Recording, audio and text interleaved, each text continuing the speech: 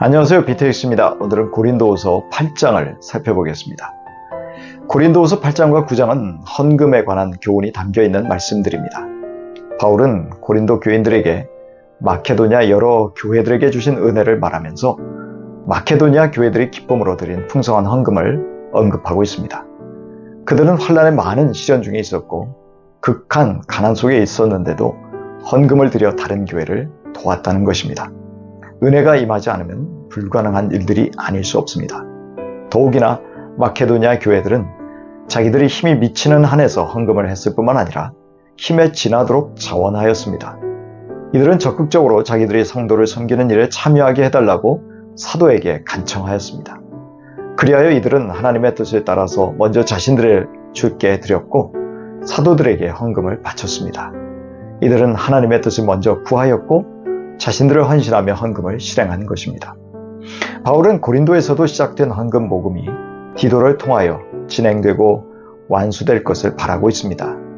바울은 고린도 교인들이 믿음과 말과 지식과 모든 열정, 사도와 교육자들을 사랑하는 이 모든 일에 풍성하다면 이 헌금에도 풍성하기를 기대하였습니다.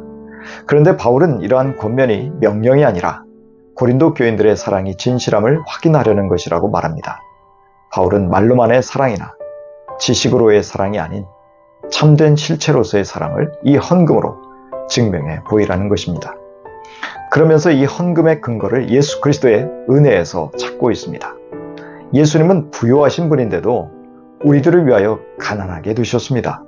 그 이유는 그리스도의 가난함 때문에 우리가 부욕해 되기 위해서였습니다.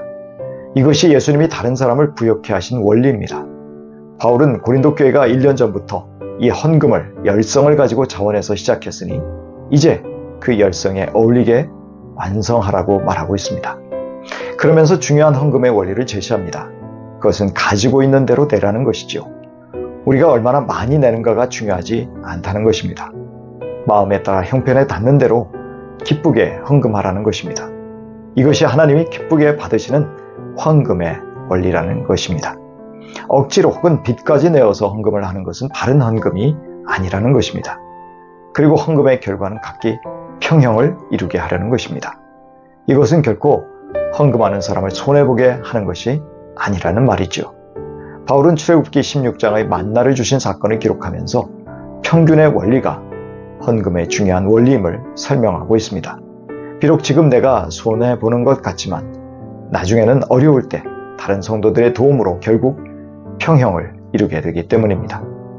고린도 교회에 헌금을 독려한 바울은 디도가 이제 실제로 전달하는 일을 담당하려고 고린도에 가는 열성을 주셔서 하나님께 감사하고 있습니다.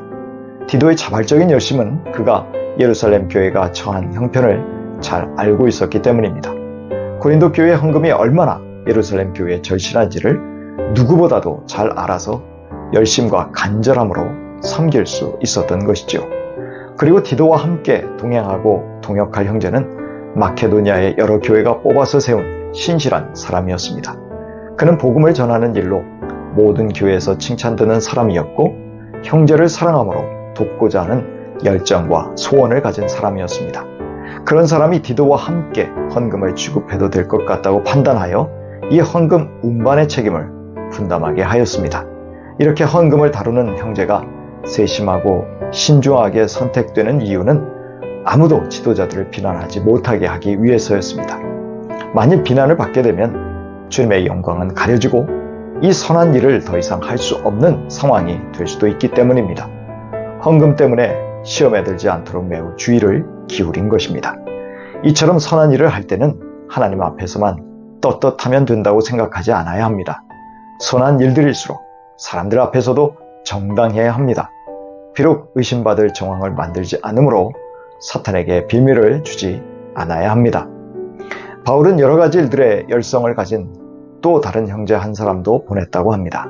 그 형제는 고린도 교회가 예루살렘 교회를 위한 구제헌금을 꼭 할 것이라는 큰 믿음을 가지고 더욱 열심히 이 사역에 동참하였습니다. 이 사람의 이름이 나와 있지는 않습니다만 두기고라는 설이 유력합니다. 이렇게 사도 바울, 디도 그리고 2명의 형제 등 4명의 동역자들이 함께 헌금 운반 사역에 동참하게 된 것입니다. 이들은 지금 고린도 교회 성도들이 사도 바울이 말한 대로 헌금을 잘 준비해 줄 것으로 기대하고 있습니다. 그리고 이렇게 막중한 임무를 담당하게 된 형제들이 어떤 사람들인지 다시 한번 소개함으로 고린도 교인들에게 진료를 심어주려 하는 것이 23절, 24절의 내용입니다. 디도는 바울의 동료이면서 고린도 교회를 섬겼던 바울의 동역자였습니다. 그리고 다른 두 형제들도 여러 교회의 대표적인 일꾼들이요, 그리스도의 영광이라고 칭찬받고 있습니다. 그만큼 주님께서 기뻐하시는 사람들이라는 말입니다. 그러므로 이제 고린도 교인들은 헌금 관리와 운반에 대한 걱정을 하지 말고 헌금을 풍성하게 하여 그 사랑을 나타내 달라는 것입니다. 무슨 사랑입니까? 곤궁한 가운데 있는 예루살렘 교회를 사랑한다는 것을 실제로 보여달라는 것입니다. 요한일서 3장 16절 이하입니다. 그리스도께서 우리를 위하여 자기 목숨을 버리셨습니다.